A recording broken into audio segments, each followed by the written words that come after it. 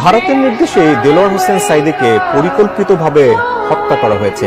বাংলাদেশ থেকে কোনো হিন্দুদের উপর অত্যাচারের ভিডিও আর আপলোড হবে না, কাঁচি হয়ে যাবে। হ্যালো গাইস, আজকে আপনারা দেখতে পাবেন ইন্ডিয়ার মলম বিক্রেতা থেকে কিভাবে ভুয়া লেফটেন্যান্ট সাংবাদিক হওয়া যায়। কারা আসলে বাঘের লেজে পা দিচ্ছেন আমি আপনাদের দেখাবো। আমি দেখানোর চেষ্টা করব নরেন্দ্র মোদীর যে টুইটটা আপনাদের বাংলাতে দেখালাম, তার অ্যাকচুয়াল টুইটটা হচ্ছে এটা, এবং এই অ্যাকচুয়াল টুইটে আপনারা দেখতে পাচ্ছেন 1,07,000 হা হা হা হা হা করে হাসির রিয়াকশন এসেছে।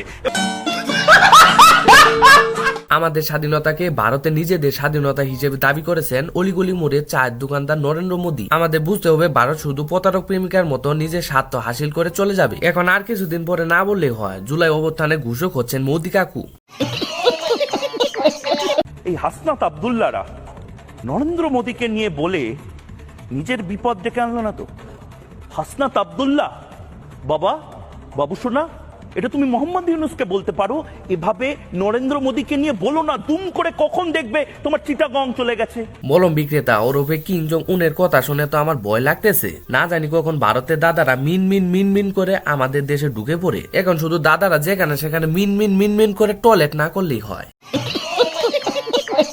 যুদ্ধের জারদ সন্তান নাম দিয়েছি আমরা, কারণ এদের পিতার কোনো খোঁজ পাওয়া যায়নি যুদ্ধের পর। ধর্ষণের ফলে বাঙালি মহিলারা জন্ম দেয় একাধিক শিশুর, যাদের বাবার কোনো ঠিক ছিল না, তাদের বলা হতো জারদ সন্তান। অনেকে আজ এই জারদ সন্তানদের মধ্যে অনেকে আজ পাকিস্তান প্রেম দেখাচ্ছে।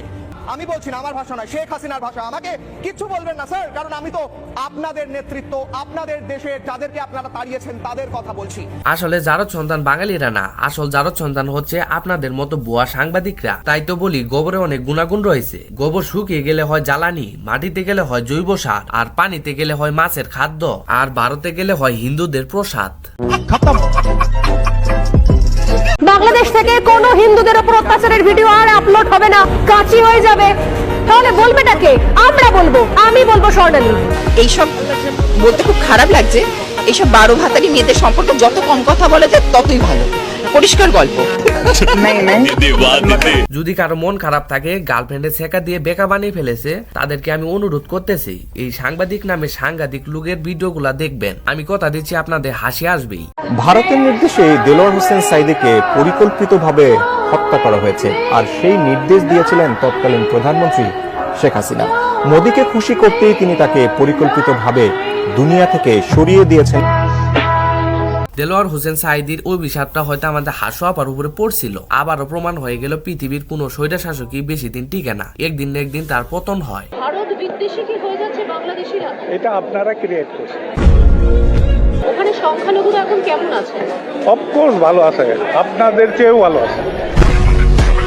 হিন্দু সমাজ কেমন আছেন? জেলে তার হয়ে কেউ লড়াই ওটা ব্যাপার হইলো, কেউ যদি চুরি করে, সে হিন্দু হোক আর মুসলমান হোক, তার পানিশমেন্ট হবে না। এই যে কাকাউন ভাইয়ারকে আমি ধন্যবাদ দিতে চাই, সে বাংলাদেশের পক্ষ থেকে ভারতের নির্লজ্জ মিডিয়াদের একাই ওয়াশিং মেশিন ছাড়া ধুয়ে দিল। সে লোক ভালো। तो रुको, क्लाइमैक्स अभी बाकी।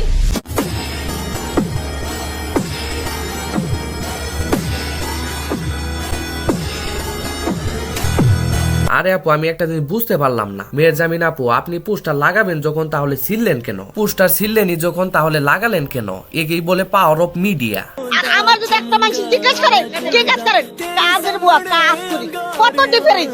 আপনি লেখাপড়া করছেন থেকে আপনার পার্থক্যটা যাতে না আমার যদি আরে ম্যাডাম বলাই, আমার ম্যাডাম বলাই তো হবে। বুয়া বলতে পারবো না, আমার একটা মাইন্ডে লাগে। আমি বাসায় কাম করতে আমার বুয়া বলাইবো। যাক, এইটাই দেখার বাকি ছিল।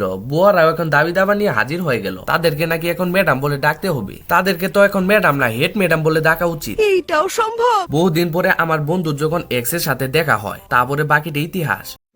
প্রথম দেখাতে আমি প্রেমে পড়েছি তোমার, চোখে আমরা দেখি ঘুমাচ্ছে না আমার রাতে বেলা শুয়ে শুয়ে।